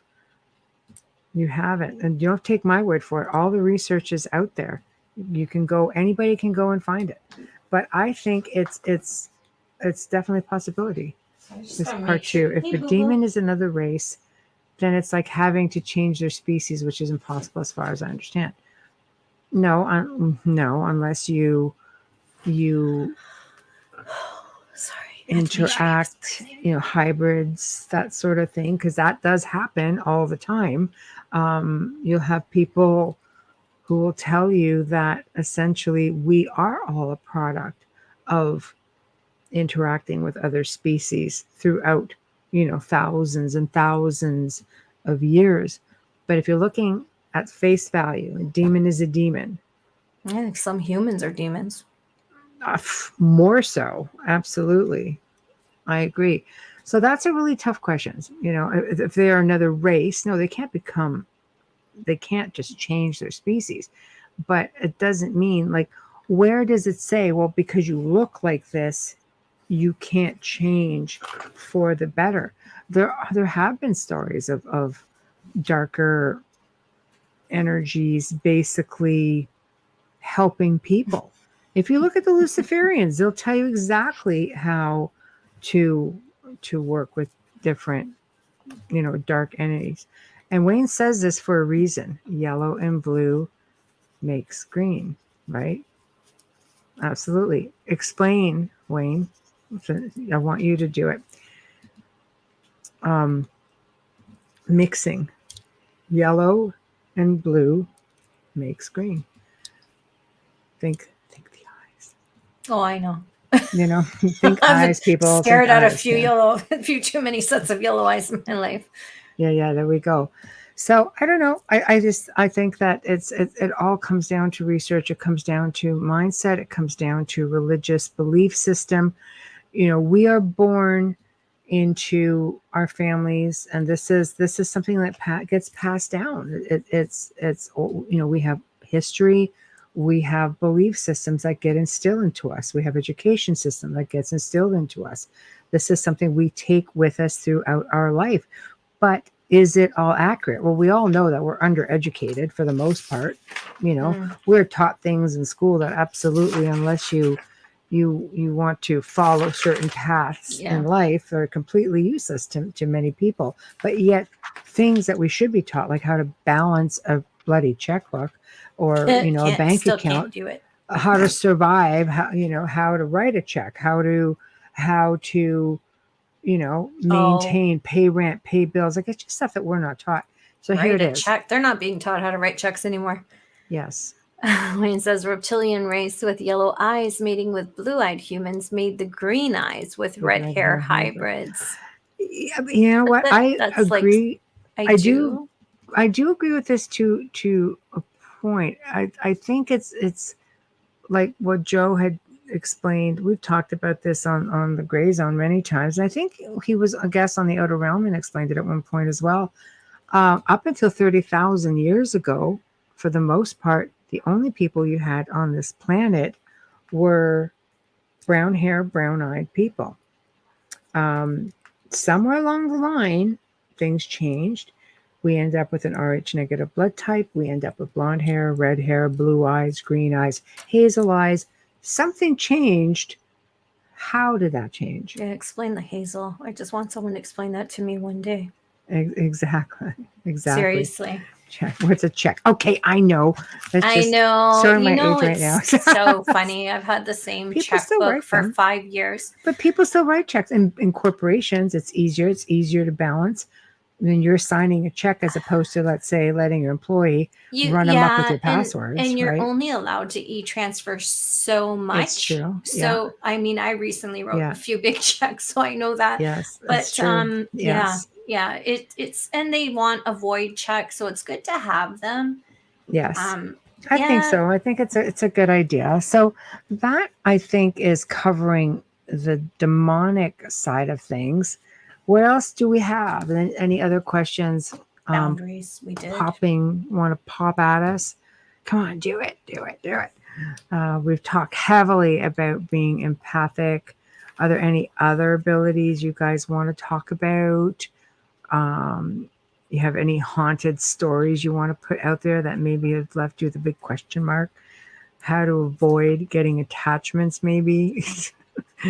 Be a nice person. No, wrong place, wrong time, all kinds of things with that. I love clairsentience and dimensions. Okay. Not clairsentience, sorry, clairaudient and Hearing. dimensions. Oh, Yeah, frequencies and sorry. things like that. Yeah. That's a really good topic, Amelia. Honestly, I think that frequencies, people sometimes don't realize how many layers are that dimensions that sit within our space. And sometimes you can actually hear through frequencies, not just within your own space, but I truly believe within these other spaces. I hear stuff all the freaking time. I thought I was losing my mind at one point. I'm like, God, my head is buzzing. And I think what doesn't help is living too close to power lines. These new 5G towers are behemoths. So smaller cell towers didn't emit the same way that these things do. These things are freaking huge. So I think if that happens, you're going to end up getting yourself, in a little bit of a pickle. You're going to have to try to move if you're really sensitive to it, but be aware that it's there. I hear all kinds of stuff. I don't even know where it's coming from anymore. Chimes. Sherry's good at hearing multidimensional. My nephew is asking a question that I can't believe you didn't ask me. But when did this come up to your head? May I? Yes. Going back to demonics, Chris, I'm surprised you're going to have nightmares tonight. Can demons follow from generation to generation in the same family, for example, from the past to the present? Absolutely. It's called generational possession. And lives. Yeah. And past lives. Yeah. So it's okay. I just know that you'll have nightmares. He's managed to live in a couple haunted houses. Oh, manage. That's a good thing. When you have that fear and then you move there, and then you got my niece, Samantha, who's empathic and intuitive, and then everything's going on, right? Right. So, right. Yeah. Yes. It's okay. You're always welcome here. But I won't sleep now. No kidding. I just said that. I still love you. It's not even so much just generational. It can really travel through lifetimes with you. I don't think that these things always attach to the physical. I think they attach to the essence as well. So you end up with, boy, oh boy, sometimes you can end up with things that you didn't bargain for.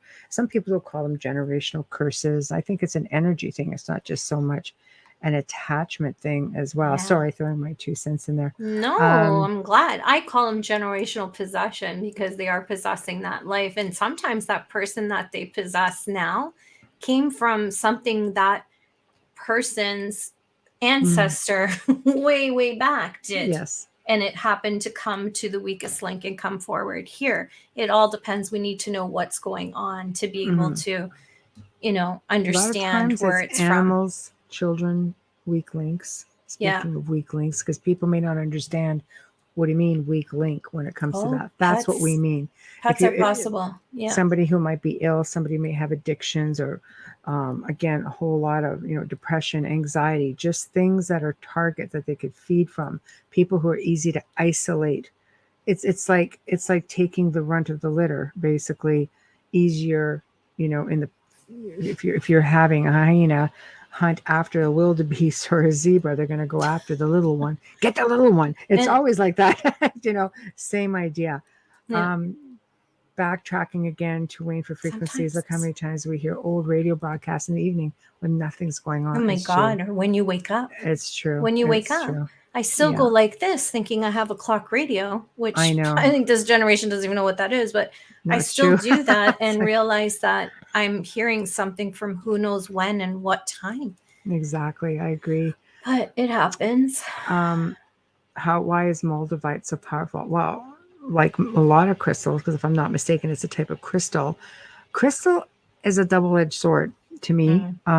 Crystal can amplify things. We just talked about this with our guest Mark Ollie yesterday when it comes to crystal. Quartz crystal can retain words, memories, energy. It can protect you for sure. I think because time. It's quartz movement in your watch. that's why people do the ghost boxes with them. You know, like when you build a good one, they'll put quartz right in it. It's phenomenal. But it also, again, retains energy. It can amplify energy, which is good and it's not. Because depending on the energy that you're working with or that you may have, if you got crystal all over the place, I think it comes down again to intention. And You know, remember, we had in the beginning, there was a lady who had tons of them set out under her bed, on her windowsill, and where she did her work. And she it was was infested. amplifying, and I felt bad for her because she Yeah, was a she Reiki, did- so she she's did taking, Reiki, she was taking everything in because she was a healer, right. and it was just amplifying all the negativity, and she was infested. And this is one of the first places I went to with Michelle. So you can just imagine me going, can we go do a crime scene? It's Because it was tough. one of those, oh my God, and picked off right away. She had, it wasn't just everywhere, Michelle. Remember, she had the wrong ones together. Oh, yeah. On top of each other. And I said, you're canceling things out. Right. That's true. And they're not, and if you don't cleanse them regularly, that's also a problem, because if they're holding on to energy and you're using them to clear, for example, next thing you know, everything is sitting in here, and then you're going to put Reiki on somebody. Well, I have people coming in and they brought something in, but I'm thinking, but are you transferring it from one person to another because you're using the stones on people and you're not charging them properly, you're not cleansing them properly, and they're not all cleansed the same. Some stones you can cleanse with water, and I'm not talking about tap. You know, you can cleanse with distilled water. Some stones, I know amethyst can cleanse all, and then there's some stones that need to be charged by the moon, not sunlight. So it's like when there's a full moon, you have to anything you're going to buy. Research the stone. If you're at home and you have crystals, look at them. If you know what they are, if not, scan them, put them through Google, and learn how to cleanse each one. Because putting them together on a tray, like I have a bunch of them together on a tray, but I'm well aware of what works with what. If you're not, you could be creating something. You could be creating an issue for yourself, or creating this even the frequency, lowering your frequencies and feeling ill. You'd be surprised. I mean, they use crystals to heal. If you have them in the wrong place, you're going to get ill. You want something that really is good at keeping your environment cleansed. It's salt lamps, Himalayan salt lamps, because Himalayan salt lamps are natural ionizers. If you break things down with a spirit or an energy, you have negative and positive ions. In the world of ions, your negative ions are the good ones. So when you have these salt lamps, they're forever changing things around. You know, they're moving the energy around, they're moving the ions around, and sometimes you can keep energy at bay. I had salt lamps everywhere. Believe me, the other house was loaded, every room, floor. I mean, I loved it. It just helped with headaches.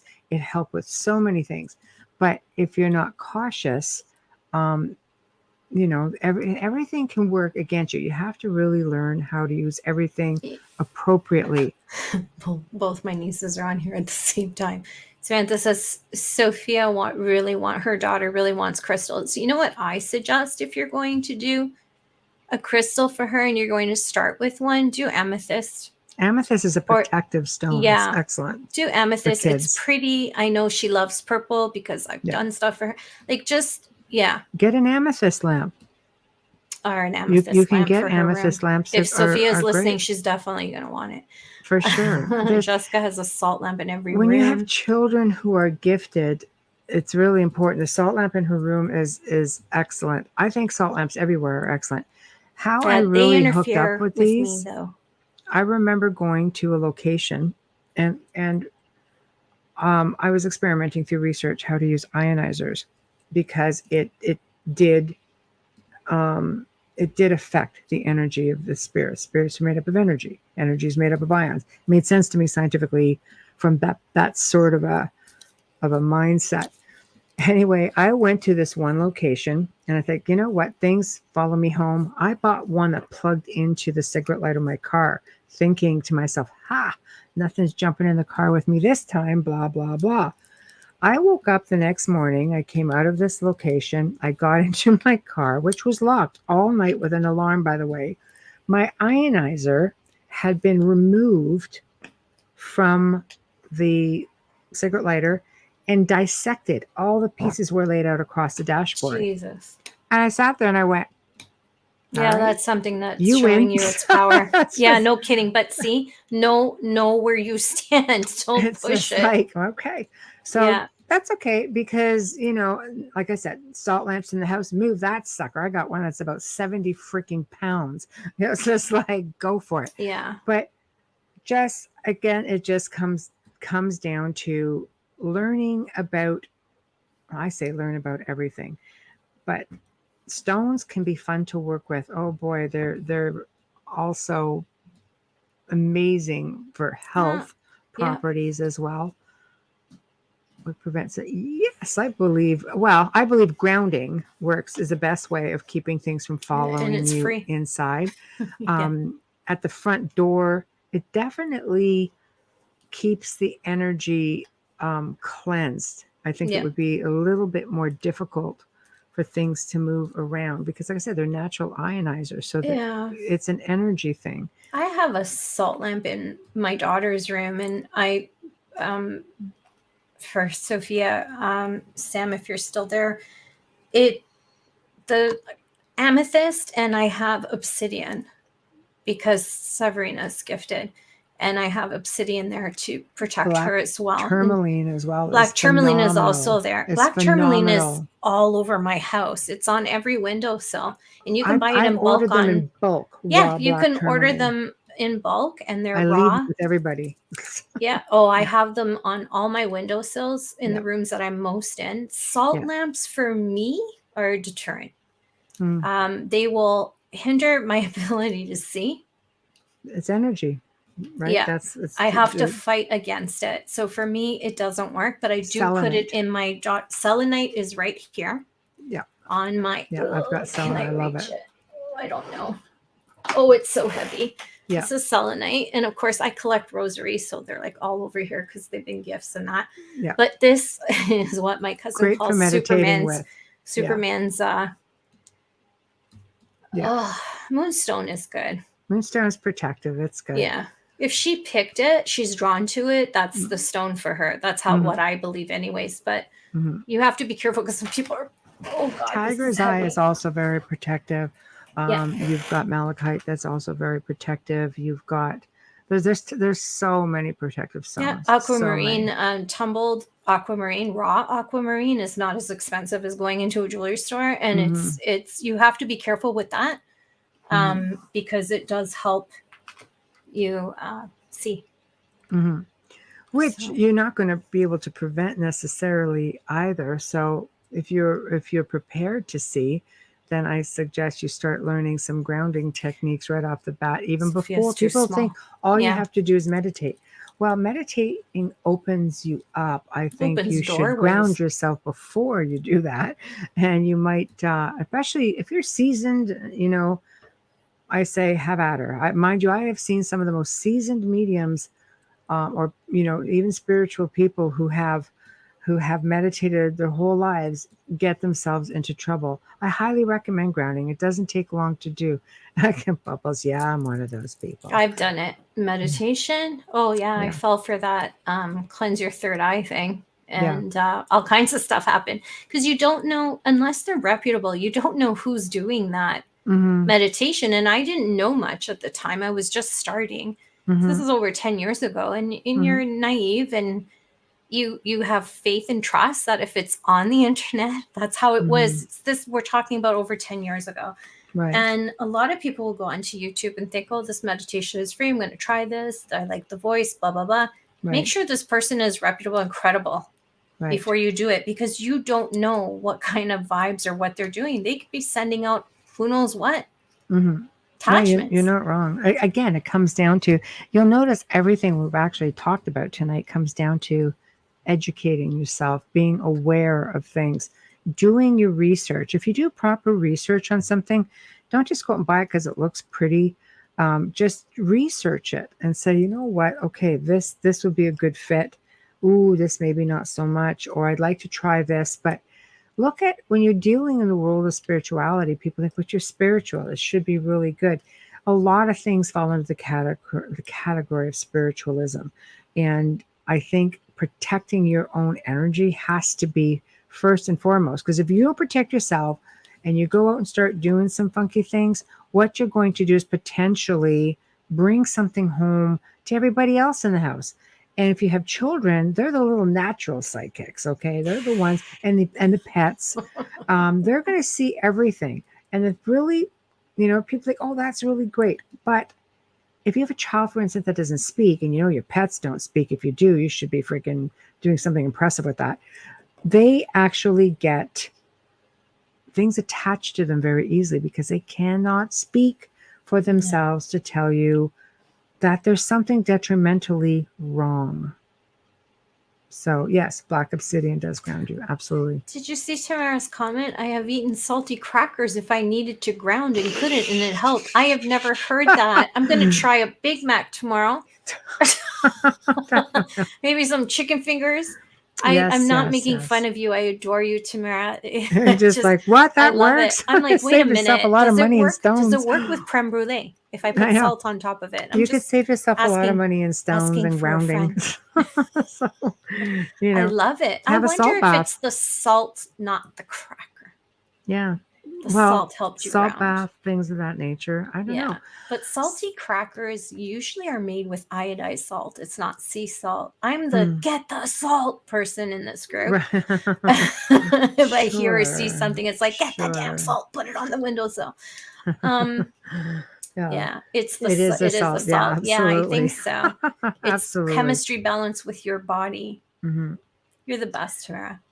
At the end of the day, people research everything when you are delving, especially, there's a lot of people, we're coming up to spooky month, right? So everybody wants to go out and do ghost tours. Everybody wants to go out and see, go to the haunted houses, participate in investigations, or maybe you just want to go out and explore on your own. And again, that's okay. But if you don't know how to ground yourself or protect yourself, you could get yourself into a lot of problems. You have to understand too, when you're going to some of these places that do large events that specialize in, some of the old asylums, things like that, or some really, throughout the world, because I know we have people throughout the world who listen. You have attractions that are open for investigations. And in doing so, think about it. Who's doing what to either provoke or they're making invitations left, right, and center. Every time you hand out a voice recorder, every time you grab a pendulum, a ghost box, it doesn't matter. Ouija boards, spirit boards, you are initiating an invitation. You're initiating contact. Then you just leave and the next people come around and the same thing happens. It's a cycle that keeps going. Well, what do you think? You're taking a chance on something coming back with you. They can simultaneously attach to different people. I know this because throughout the years, I have worked with a lot of people who have gone and done this thing. And remember something too, during the month of October, people are amped right up. They're looking, their intention is to have an experience. That's what they're putting out there. So you have all kinds of things coming in because there are a lot of things that want to give you that experience. Yeah. But you have a collective consciousness of many people with many thought forms saying, I want to initiate, I want contact, I want that experience. Careful what you wish for, because you might be the guy in the crowd saying, no, I don't really want that at all. But you're with, 5 of your favorite friends, like, yeah, we're doing this, and they're dragging you through a cemetery, or they're dragging you to an event. And next thing you know, bam, you have a problem. And it's not just people who are visiting. We've had seasoned investigators that we've had to clear. Okay. I laughed and I apologized. I'm squirrely, and I saw Judy's comment, Caramel salted caramel bars are a godsend. And I just burst out laughing. Thank you for that. Kaha During moment, a very yeah. serious statement that Michelle Right. was making. Yeah, thank I'm you. so Yeah, sorry. That's good. Oh, So Tamara says, you need to ground and protect yourself first, because if you don't, you could end up channeling, and it's absolutely. scary. Yes, I Absolutely. automatic wrote once and didn't realize what I was doing. See, when you're, but that's in the Yeah. beginning when you're testing things out, right? There's Right. too many things Yeah. that you could really do if you, again, intention. So you have to be really careful. But You I'm can with end up Michelle. I in a think we bad need to space. revisit Yeah. that before October. Educate. Well, I'm sure we'll have, the opportunity. Yeah, because come October, it'll be too late, and then we're going to have a bigger client list in November. Well, we'll just see what we have. Maybe we will have a date before October to do another Q&A, because I will see to it.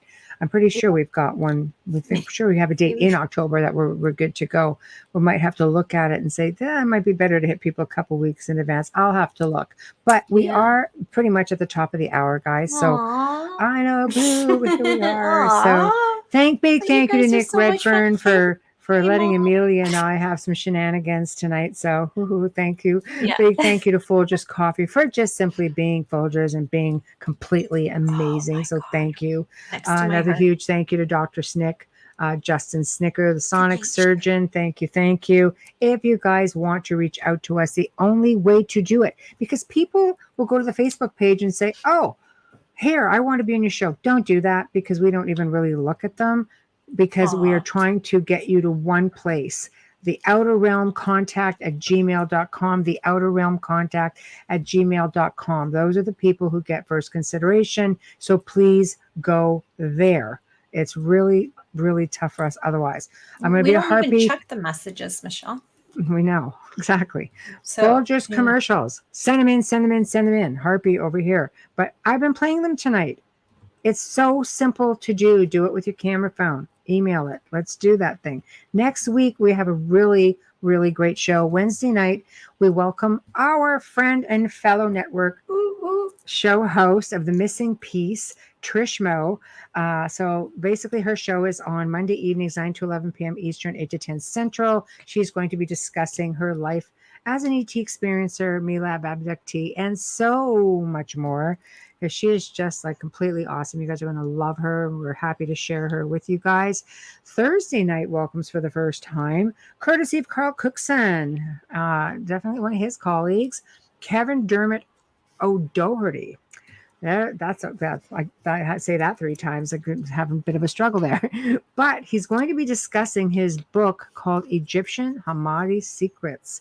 Ooh. This is a book loaded. I'm going to love this. Wow. Knowledge of Gnosticism, demonology, ETs, human genesis, and so much more. Right? Fantastic. Yay. But until then, tomorrow night, check out, of course, Church of Mavis, which goes on from I believe 8 till 10 p.m. I could be mistaken on that, but I'm pretty sure that's what it is. The Centralist. So get yourselves, you have an angst up week and you just want to just get in there and let's let those emotions flow. Is Michelle speaking for herself? Get yourself an attachment. Get on to the Centralist. Really easy going, but really down to business. And, all the top news, get in there. Joe Montel will straighten you all out. But I think this Saturday also, if I'm not mistaken, I always like to say it, and I'm always afraid to say it at the same time. Gray Zone Uncensored with myself and Joe. Yes. We're going to have some fun. But stuff happens because we're both very, very busy. So it's really difficult. What time is that show on Saturday if it is happening, Michelle? It's the same, 5 to 7 p.m. Central, 6 to 8 Eastern. I just expect everybody who watches it to know. Anyhow. Well, for everyone new here tonight. I know. There you go, people. It's a great show. Now, the big thing here is wherever you are watching the show tonight, whether it be YouTube, whether it be Facebook, please follow, subscribe. If you like what you're getting, y'all better be, because we're having a shenanigans night. If you like what you are seeing, please just show the support. We appreciate it. The network appreciates it. And it just keeps us all going. So please, I'm asking nicely. And until then, have yourselves a phenomenal weekend, and we shall see you all next week. Thank you, people, and good night.